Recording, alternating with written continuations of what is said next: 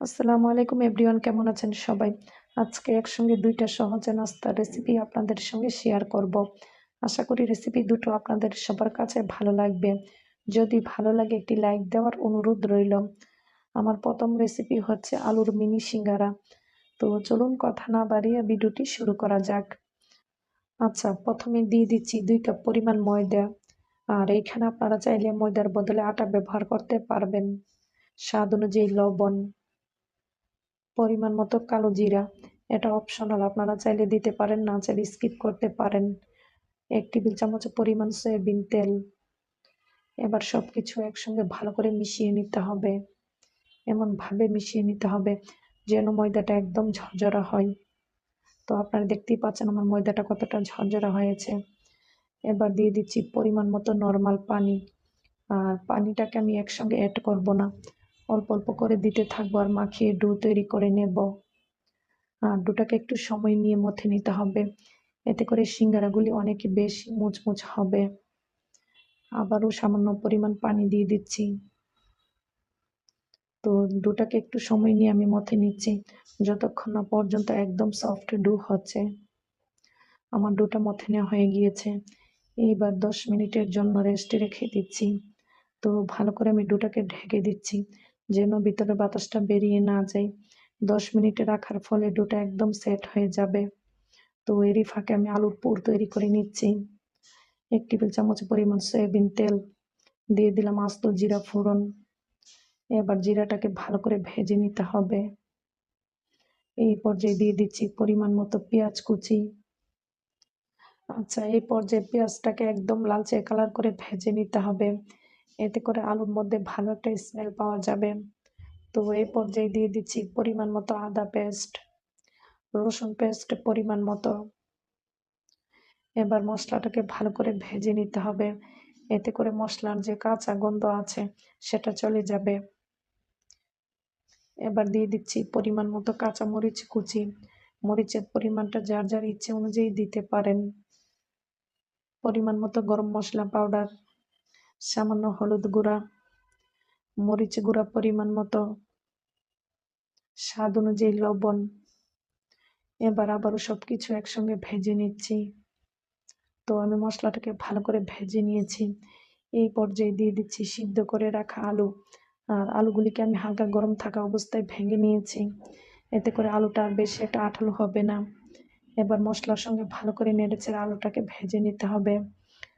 যতক্ষণ না পর্যন্ত আলুর বাড়তি পানিটা শুকিয়ে যায়, ততক্ষণ পর্যন্ত নেড়েচেড়ে রান্না করে নিচ্ছি। এবার দিয়ে দিচ্ছি পরিমাণ মতো ধনিয়া পাতা কুচি। এটা অপশনাল, আপনারা চাইলে দিতে পারেন, না চাইলে স্কিপ করতে পারেন। আবারও নেড়েচেড়ে রান্না করে নিচ্ছি। আমার আলুর পুর হয়ে গিয়েছে, এইবার চুলা থেকে নামিয়ে নিচ্ছি। এইখানে ফিরে আসলাম ১০ মিনিট পর। এইবার কাগজটাকে সরিয়ে নিতে হবে। তো আপনারা দেখতেই পাচ্ছেন ১০ মিনিটের ভিতরে ডোটা কতটা সফট হয়েছে। এইবার আবারও অল্প সময় মথে নিচ্ছি। এতে করে রুটিগুলি বানাতে অনেক বেশি সুবিধা হবে। এবার আমি ডোটা দিয়ে বড় সাইজের ৩ টা লিচি কেটে নিচ্ছি। যেহেতু আমি ৩ টা রুটি তৈরি করব, তাই ৩ টা লিচি কেটে নিচ্ছি। এবার এইখান থেকে একটা লিচি নিয়ে বড় সাইজের একটা রুটি তৈরি করে নেব। তার আগে আমি ডোটাকে একদম সফট করে নিচ্ছি যেন রুটির মধ্যে কোনো ফাটা না থাকে। আচ্ছা, এবার সামান্য ময়দা দিয়ে রুটিটাকে বেলে নিতে হবে। আর রুটিটা হবে আমরা বাড়িতে প্রত্যেকদিন নাস্তার জন্য যেমন সাইজের রুটি তৈরি করি, ঠিক ততটুকু পাতলা এবং ততটুকু মোটা করে আমি রুটিটাকে বেলে নিচ্ছি। আপনারা দেখতেই পাচ্ছেন আমি কতটুকু পাতলা এবং মোটা করে রুটিটাকে বেলে নিয়েছি। এবার মাঝখান দিয়ে কেটে নেব। তো আমি সবটা রুটিকে ৮টি পিস করে কেটে নিচ্ছি। আপনারা যদি আমার এই রেসিপি ফলো করে মিনি সিঙ্গারা তৈরি করেন, তাহলে একসঙ্গে অনেকগুলি সিঙ্গারা তৈরি করতে পারবেন। বিশেষ করে যারা সিঙ্গারা তৈরি করতে পারেন না, তারা চাইলে আমার এই সহজ রেসিপিটা ফলো করতে পারেন। এবার আমি পরিমাণ মতো আলুর পুর বসিয়ে দিচ্ছি। আর রুটিটাকে আমি একটু ফাঁকা ফাঁকা করে নিয়েছি যেন সিঙ্গারাগুলি বানাতে অনেকই বেশি সুবিধা হয়। এবার ৪-৫টাতে পানি লাগিয়ে নিলাম যেন ভালো করে সিল করা যায়। তো প্রথমে দুটো অংশ একসঙ্গে মিলিয়ে সিল করে নিচ্ছি। এবার আমি এই পাশটা ভালো করে সিল করে নেব। তো আপনারা দেখতেই পাচ্ছেন আমি কিভাবে সিঙ্গারাটা তৈরি করছি। এবার এই দিকটাতে ভালো করে সিল করে দিতে হবে যেন ভাজার সময় খুলে না যায়। আমার একটি মিনি সিঙ্গারা তৈরি করা হয়ে গিয়েছে, বাকিগুলিকে আমি সেম প্রসেসিংয়ে তৈরি করে নেব। এইবার আমি তেলের মধ্যে দিয়ে দিচ্ছি, আর তেলটাকে আমি প্রথম অবস্থায় হালকা গরম করে নিয়েছি। একে একে আমি 8টি সিঙ্গারা দিয়ে দিলাম। আমার একটি রুটি দিয়ে 8টি সিঙ্গারা হয়েছে। এক পিঠ হালকা হয়ে এসেছে, এইবার উল্টিয়ে দিচ্ছি। একে একে আমি সবগুলি উল্টিয়ে দেব। আর সিঙ্গারাগুলিকে ভাজার সময় একটু সময় নিয়ে ভেজে নিতে হবে, এতে করে সিঙ্গারাগুলি অনেক বেশি মুচমুচ হবে। আচ্ছা, এই পর্যায়ে আবার উল্টিয়ে নিচ্ছি। এমন করে 2 থেকে 3 বার উল্টিয়ে পাল্টে গোল্ডেন কালার এবং মুচমুচ করে ভেজে নেব। সিঙ্গারাগুলি ভাজা হয়ে গিয়েছে, আপনারা দেখতেই পাচ্ছেন কতটা সুন্দর হয়েছে। তেল থেকে তুলে আমি সরাসরি কিচেন টিস্যুর উপরে রেখে দেব যেন বাড়তি তেলটা চুষে যায়। তো বাকিগুলিকে আমি সেম প্রসেসিংয়ে ভেজে নেব। এইবার গরম গরম পরিবেশন করে নিচ্ছি। তাহলে ভিউয়ার্স, রেডি হয়ে গেল দুর্দান্ত স্বাদের আলুর মিনি সিঙ্গারা, কিংবা আবার বলতে পারেন আলুর মিনি সমুচা। যে নামই ডাকেন না কেন, খেতে কিন্তু দুর্দান্ত। আর এইখানে আমার টোটালি 24টার মতন সিঙ্গারা হয়েছে। এইবার একটি ভেঙে দেখিয়ে দিচ্ছি কেমন হয়েছে। আপনারা দেখতেই পাচ্ছেন কেমন হয়েছে। যদি ভালো লাগে একটি লাইক দেওয়ার অনুরোধ রইল। চলুন এবার দ্বিতীয় রেসিপিতে চলে যাই। আচ্ছা, প্রথমে দিয়ে দিচ্ছি 1 টেবিল চামচ ইস্ট, স্বাদ অনুযায়ী লবণ, 2 টেবিল চামচ পরিমাণ চিনি। এবার দিয়ে দিচ্ছি কুসুম গরম পানি পরিমাণ মতো। চাইলে এখানে কুসুম গরম পানির বদলে কুসুম গরম দুধ দিতে পারেন। এইবার নেড়ে চেড়ে চিনি এবং ইস্টটাকে ভালো করে গলিয়ে নিতে হবে। চিনি ইস্ট ভালো করে গলে গিয়েছে। এইবার দিয়ে দিচ্ছি 2 কাপ পরিমাণ আটা। আর আটাটা আমি দিয়ে তৈরি করছি, কারণটা হচ্ছে অনেকের বাড়িতে সবসময় ময়দাটা থাকে না, তাই আটা দিয়ে যেন তৈরি করতে পারে, সেই জন্য আমি রেসিপিটা আপনাদের সঙ্গে আটা দিয়ে শেয়ার করছি। আর ডোটা তৈরি করার সময় প্রথম অবস্থায় অনেকটা আঠালো মনে হবে, 1 থেকে 2 মিনিট পর আঠালোটা অনেকটা কমে যাবে। এবার দিয়ে দিচ্ছি 1 টেবিল চামচ পরিমাণ সয়াবিন তেল। এবার হাত দিয়ে ভালো করে মথে নিতে হবে। তো ডোটা যতক্ষণ না পর্যন্ত একদম সফট হচ্ছে ততক্ষণ পর্যন্ত মথে নিচ্ছি।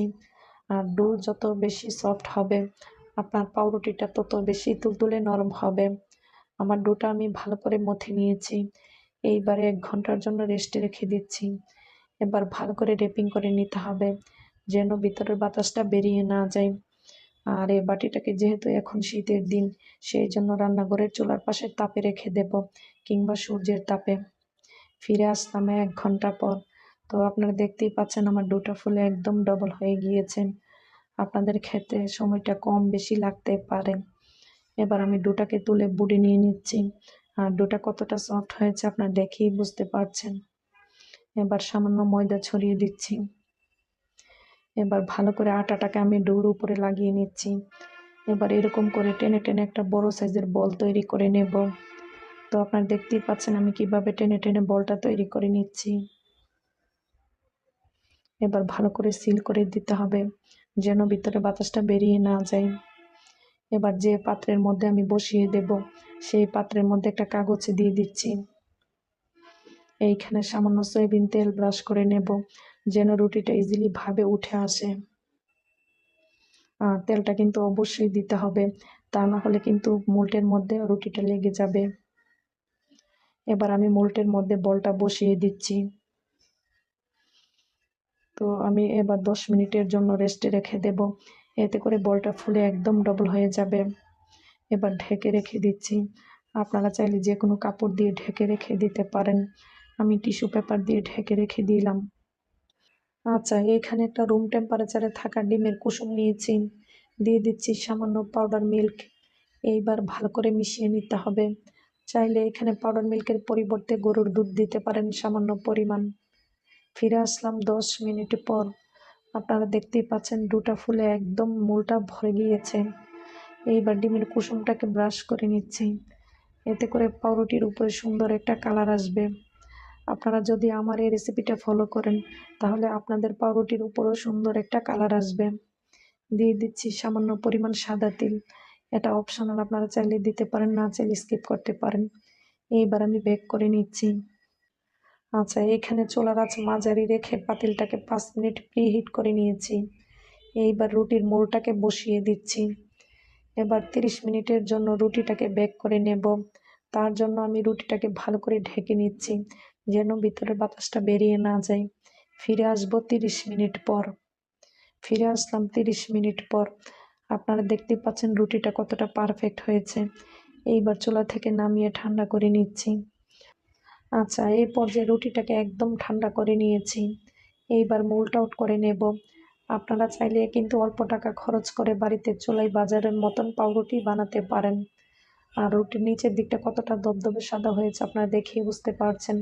এটা দেখেই কিন্তু বোঝা যায় যে রুটিটা কতটা পারফেক্টলি হয়েছে আর কত বেশি তুলতুলে নরম হয়েছে। এইবার আমি মাঝখান দিয়ে রুটিটা কেটে আপনাদেরকে দেখিয়ে দিচ্ছি ভিতরের দিকটা কেমন হয়েছে। চাইলে কিন্তু আপনারা আমার এই রেসিপি ফলো করে বাড়িতে অল্প টাকা খরচ করে পাউরুটি বানাতে পারেন। তো ভিতরের দিকটা কতটা জালিদার এবং কত দবদবে সাদা হয়েছে। আর আপনারা দেখেই বুঝতে পারছেন কতটা তুলতুলে নরম হয়েছে। চাইলে এই তুলতুলে রুটি বাড়িতে বানিয়ে চা দিয়ে খেতে পারি। তাহলে আর বাজার থেকে কিনে খেতে হবে না। তো আজকের মতন এইখানে বিদায়, সবাই ভালো থাকবেন।